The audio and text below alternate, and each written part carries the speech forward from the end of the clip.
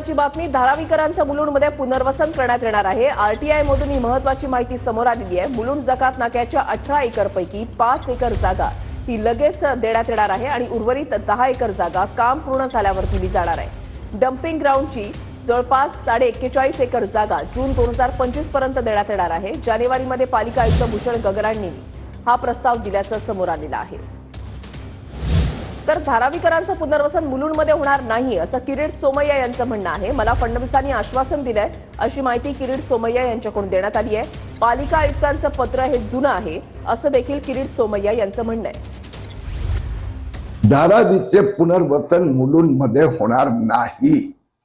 आज एका वर्तमानपत्रात बातमी आली आहे 10 जानेवारी 2024च्या पत्रानंतर उपमुख्यमंत्री देवेंद्र फडणवीस यांनी मला आश्वासन दिले आहे की धारावीतील लोकांचं पुनर्वसन मुलुंडमध्ये होणार नाही। ती तथाकथित जागा धारावी प्राधिकरणात देण्यात आलेली नाही। मुख्यमंत्री एकनाथ शिंदे पण या बाबतीत स्पष्ट आहे। धारावीचे पुनर्वसन मुलुंडमध्ये नाही।